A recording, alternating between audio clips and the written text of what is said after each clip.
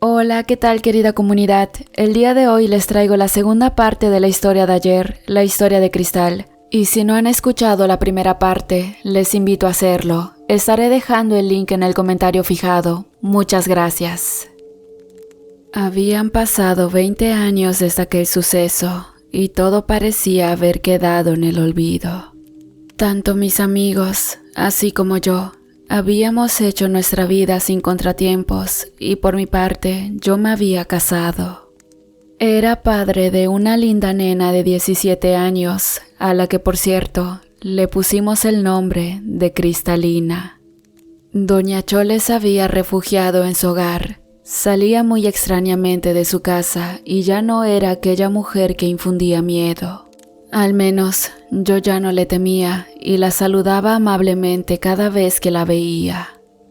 Elio y Elvin se hicieron alcohólicos y se les podía ver día y noche tomando los tragos en cualquier calle del pueblo. Rubén, al igual que yo, era un hombre casado, trabajador y muy entregado a la religión. Él aún no tenía hijos, pero se le miraba contento y feliz con su esposa. Sin embargo, tarde o temprano aquel ambiente de maldad que se respiraba cuando era un adolescente regresaría al pueblo. Todo comenzó un día que mi Cristalina se perdió por varias horas.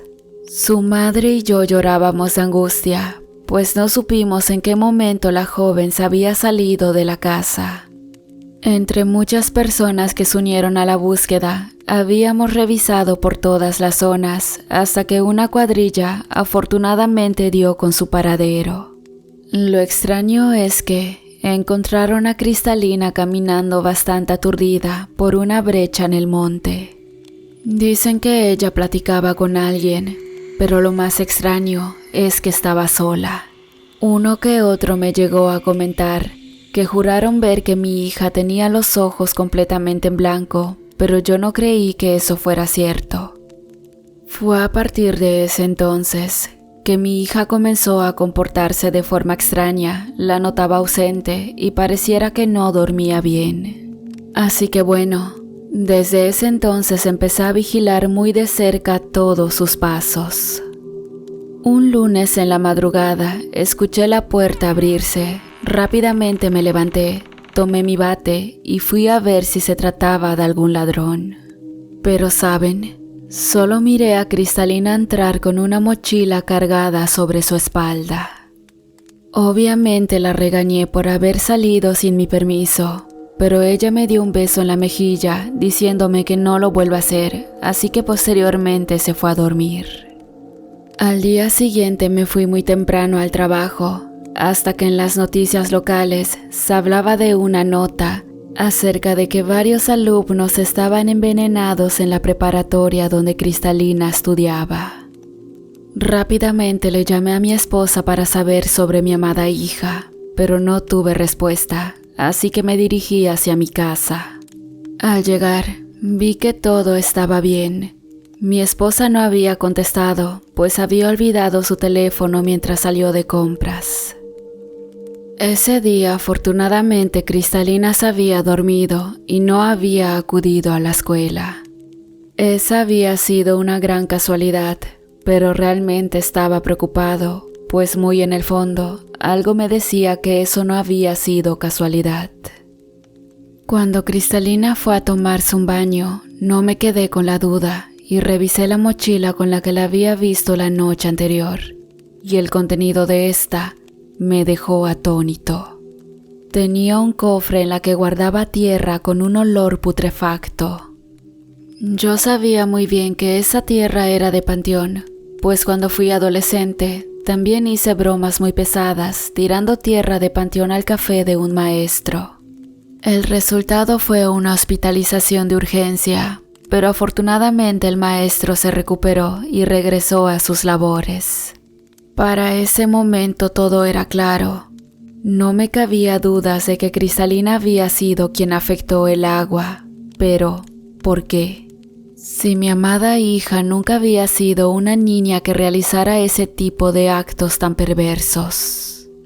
Al indagar más acerca del accidente de la escuela, Las autoridades descubrieron que se trató de un envenenamiento masivo provocado por los bebedores del colegio.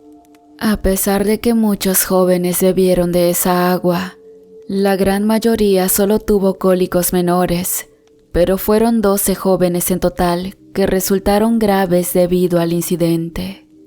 Al revisar los nombres de los jóvenes, casualidad o no, se trataban de los hijos de chicos que habían estudiado conmigo en la prepa. Y lo que tenían en común era que todos ellos durante al menos una vez le habían hecho alguna maldad a la difunta Cristal. Y bueno, está de más decir que este fue el origen de las situaciones siniestras. Un día, la policía local había recibido el reporte de un hombre que había acuchillado a su compañero de parranda. Debido a que este tipo de crímenes no eran muy comunes en el pueblo, mucha gente se arremolinó para ver qué es lo que estaba ocurriendo. Yo fui una de esas personas y lo que vi me heló la sangre, y más al tratarse de 2 personas de las que fueron mis mejores amigos en la juventud. Yacía tirado en el piso, en medio de un charco de sangre y con las vísceras por fuera, Elvin. Obviamente ya sin signos de vida, pero adentro del carro policial se encontraba Helio detenido. Este crimen entre amigos de parranda paralizó al pueblo entero y a los otros pueblos contiguos, por lo que fue tema de conversación por varios meses. Durante el juicio de Helio, él dijo lo siguiente: como de costumbre me encontraba con Elvin bebiendo los tragos. Era de madrugada, como a las 3 de la mañana. Para nosotros beber a esa hora no era nada extraño. Nos encontrábamos en una calle solitaria que colinda con el camino al cenote turquesa. Y así pasaban los minutos, cuando de repente vimos como entre la oscuridad del monte, en una de las brechas, una silueta caminaba hacia nosotros. Sinceramente no se nos hizo para nada extraño y mucho menos sentimos miedo. Poco a poco aquella silueta se acercaba y cuando al fin pudimos distinguir, vimos que se trataba de una joven señorita, muy bella por cierto. A mí la verdad se me hizo conocida, pero no supe decir de dónde la había visto. Ella nos pidió que le invitáramos de nuestro trago y a pesar de que nos quedaba muy poco, ¿cómo le podríamos decir que no a semejante belleza? Al cabo de los minutos el trago se gastó, pero mágicamente ella sacó de entre sus ropas una botella de la que aseguraba era alcohol. Sinceramente no teníamos opciones y comenzamos a beberlo, y la verdad que era el licor más delicioso que había probado en mi vida. Y bueno, así estuvimos bebiendo por un buen rato. Al calor de las copas recuerdo que la joven comenzó a insinuarse con nosotros, así que bueno, ¿a quién le dan pan para que llore? Y fue así como tuvimos relaciones con ella. Realmente no sé qué fue lo que ocurrió, pero sentí haber perdido la razón hasta que un terrible dolor me regresó en sí. Y cuando reaccioné, estaba en 4 patas y ese maldito de Elvin estaba atrás de mí. Ambos estábamos desnudos y ya se imaginarán lo que ese malnacido me estaba haciendo. Rápidamente lo empujé y comencé a llorar, pues ese maldito perro me había deshonrado. Después de mis lamentos, sentí como una furia horrible empezaba a invadirme y saqué una navaja que siempre llevaba en el cinturón. Elvin, al verme alterado, trató de tranquilizarme y me dijo: «Compadre, no sea así, si todo esto fue idea suya y bien que usted ya me dio, ahora es mi turno darle a usted». Yo no entendía a qué se refería, así que le pregunté por la joven que había bebido con nosotros. Entonces él se hizo al desentendido y me preguntó: «¿Cuál joven?». Después de ello sentí un líquido caliente correrme por la pierna y eso me enojó aún más. Así que sin remordimiento alguno le tiré un tajo con mi navaja y logré asestarle justo en su estómago, por eso lo vieron destripado. Allá quedó el perro, me quedé sin la honra, pero le costó la vida. salvo por el detalle de la mujer que no se pudo comprobar que realmente estuvo con ellos. Todo lo dicho por Helio fue cierto. Todo esto se comprobó durante la autopsia de Elvin, ya que se encontró dentro de él fluidos de helio. Una de las cosas que prendió las alarmas en el pueblo fue que Elvin tuvo una muerte similar al de Tarach. Lo llevaron a los separos esperando su juicio, y cuando fueron por él para trasladarlo al penal, lo encontraron muerto, con su miembro arrancado brutalmente, mismo que le introdujeron a la boca. Y por si no fuera suficiente, también le hacía falta un pie, el cual no localizaron por ningún sitio. Pero cuando le hicieron la autopsia, estaba ubicado dentro de su intestino, pues se lo habían metido por el recto. Desde días antes de que ocurriera esa desgracia, no había día que no soñara con Cristal. Pero no importaba lo lindo que fuera el sueño, porque siempre, segundos antes de despertarme, veía una escena donde Cristal, con la mano ensangrentada, escribía con su propia sangre la palabra venganza, mientras me miraba y se carcajeaba. Es que no era tan difícil de concluir lo que estaba ocurriendo. La venganza de Cristal había iniciado, y poco a poco todos aquellos que estaban involucrados en su sufrimiento estaban pereciendo. Y bueno, yo tenía mis dudas acerca de quién sería el siguiente, Rubén o yo. No tardé mucho tiempo en disipar mis dudas, pues Rubén, quien era un hombre muy entregado a la iglesia, había sido encontrado muerto en la propia casa de Dios. Fue encontrado crucificado, completamente desnudo en la iglesia. Él tampoco se había ido con su honra intacta, pues en un acto que superaba la brutalidad, le habían metido una figura religiosa, por lo que se teme que murió desangrando o de dolor producto del severo desgarre. Durante las indagatorias con la esposa del hombre, para ver si sabía qué había ocurrido o al menos pudiera dar con algún dato que ayude a encontrar al presunto homicida, ella confesaba que Rubén, desde hace varios meses, había presentado problemas en Sombría, y cada vez que intentaban intimidar, una bandada de moscas panteoneras cubría al hombre y de sus genitales salía un olor a putrefacción. Al principio intenté ayudarlo, pero hicimos de todo y no encontramos solución. Él se deprimió y poco a poco se fue alejando más de mí. Entonces, el día de su deceso, se presentó la oportunidad y por azares del destino me había quedado sola con el hermano de Rubén. Admito que por más que rezaba, no pude aguantar mis deseos carnales, así que me dejé llevar por el pecado de la lujuria y me entregué a su hermano, a su misma sangre. Justamente en pleno acto, Rubén llegó a la casa y lo vio todo. Al vernos, solo dijo que se encontraba decepcionado de nosotros, pero que él no era quien para juzgarnos y por ello iría a la iglesia a pedir al Creador por nuestro perdón. Así que bueno, esa fue la última vez que supe de él. Estando muerto en miedo, pues al parecer yo era el siguiente, me fui hacia la casa de Doña Chole para ver si ella podía ayudarme. Una vez estando allí, la señora me recibió como si fuera su hijo. Después de una extensa plática y ya entrados en confianza, le platiqué mis temores. Y es que con seguridad y sin pelos en la lengua, le dije que presentía que algo o alguien se estaba vengando de todas las personas que le habían hecho daño a Cristal. Entonces ella me dijo algo que me desconcertó y no tuve el valor de desmentirle.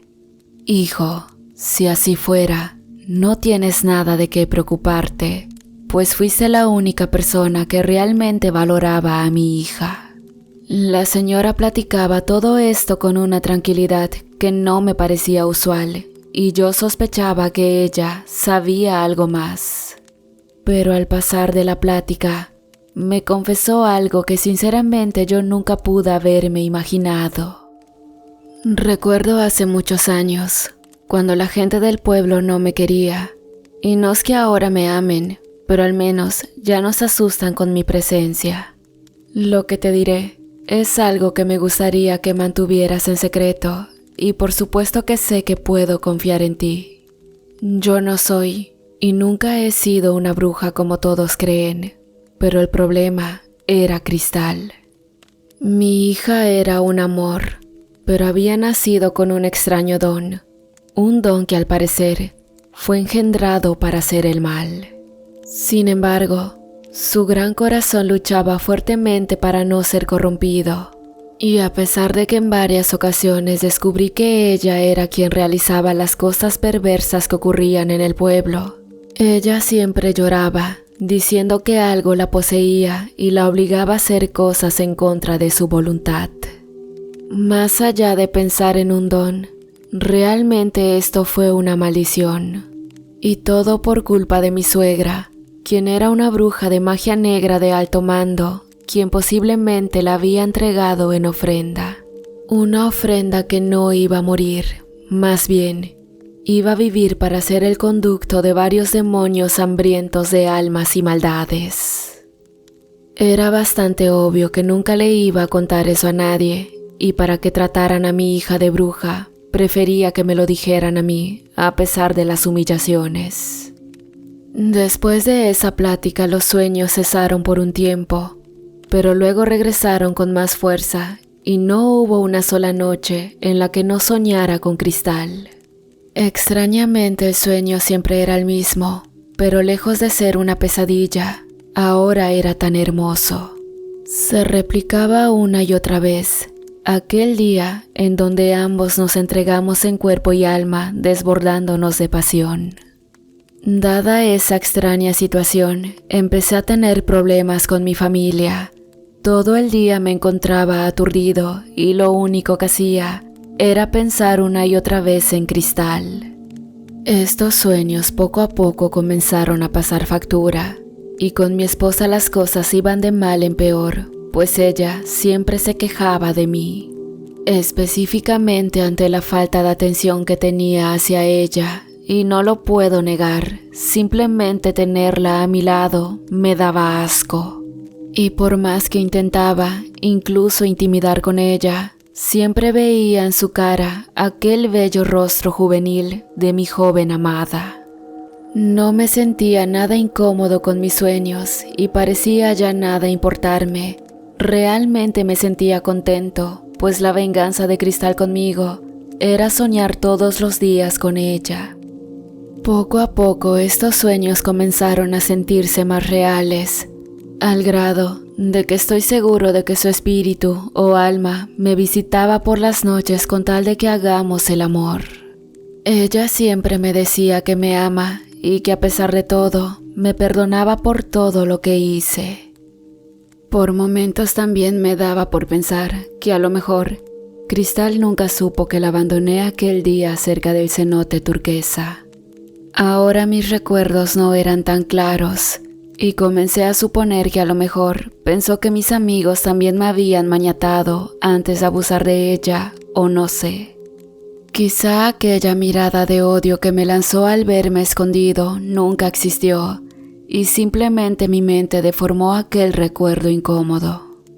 Dios, qué equivocado estaba, pues a mí, Cristal tenía pensado castigarme en vida y muy pronto me lo haría saber.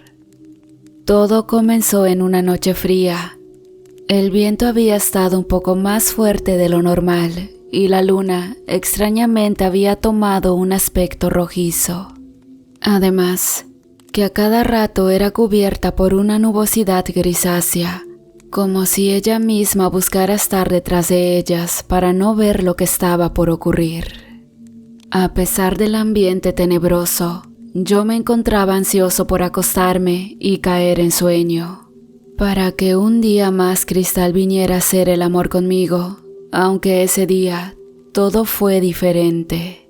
Era muy de noche, cuando su dulce voz me levantó a manera de susurro. Armando, mi amor, ven conmigo, que un día como hoy fue que me entregué a ti. Rápidamente me levanté al escucharla, pues fue algo tan vívido, pero no vi a nadie. Miré mi reloj de pared y este marcaba justamente la medianoche y mi calendario decía que ya estábamos en los primeros minutos del 17 de agosto. No fue necesario hacer mucha memoria y al instante recordé que justamente fue un 17 de agosto de hace aproximadamente 20 años cuando la hice mía. Después del desconcierto, de nueva cuenta escuché esa dulce voz que me llamaba. La busqué por todos lados pero no la encontré. Sin embargo, comencé a guiarme del susurro y su llamado provenía de afuera de la casa, por lo que salí. A lo lejos y en medio de la oscuridad, vi su silueta. De forma sensual movía su dedo en señal de que fuera hacia ella y yo, hipnotizado de amor, la seguía sin dudarlo.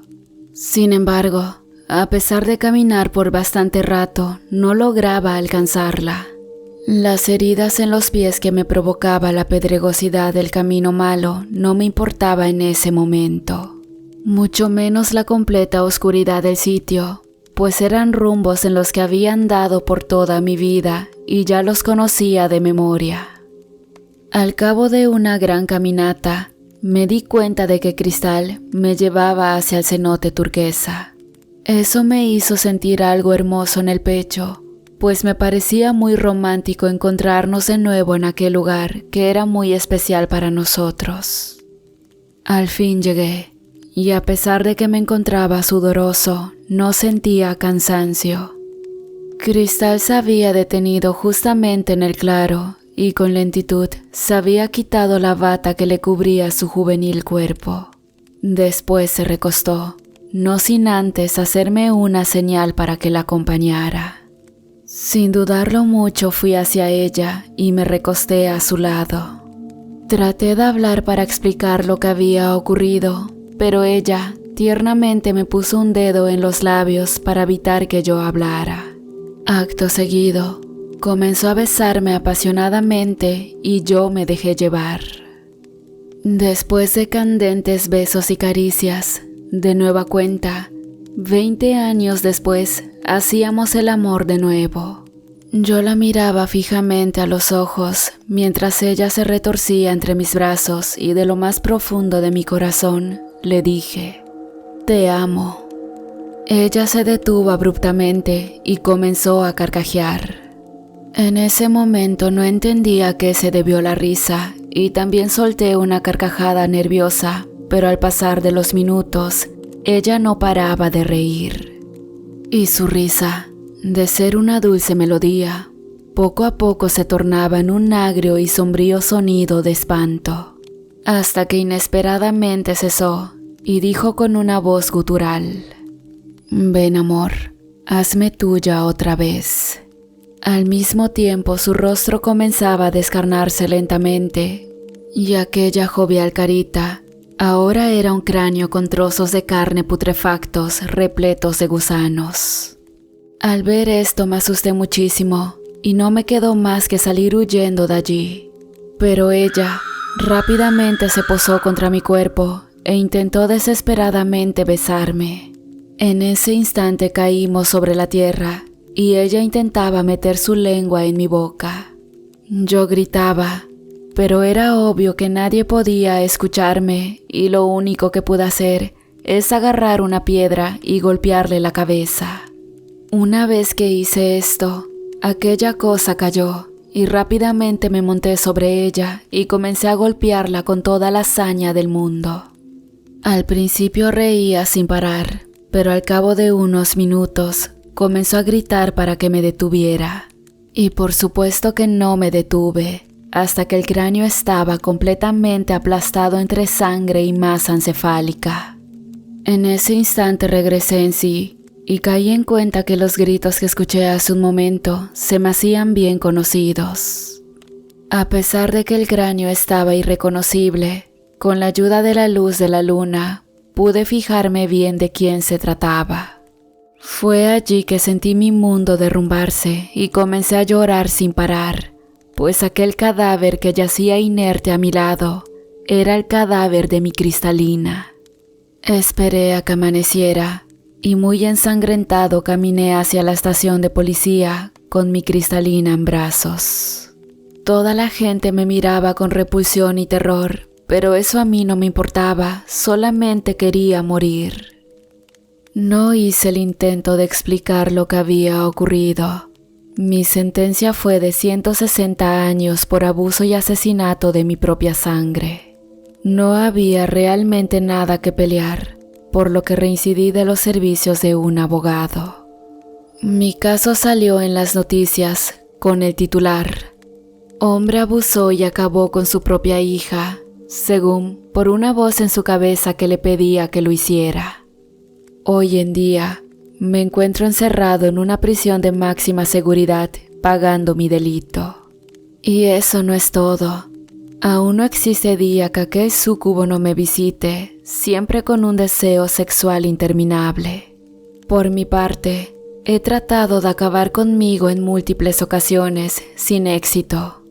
Pero al parecer, parte de esta maldición me obliga a fracasar para sufrir en vida. Y es que hay algo que no les he dicho. Pero aquel súcubo que me visita, se trata de mi difunta hija, Cristalina. Hola de nuevo, querida comunidad. Espero que este relato haya sido de su agrado y de verdad gracias por todo el apoyo que me han brindado. Y como bien saben, siempre me gusta mandarles saludos y por esta ocasión quiero mandar uno muy especial para el miembro de la comunidad, Marta Velázquez. De verdad, muchas gracias por todo el apoyo.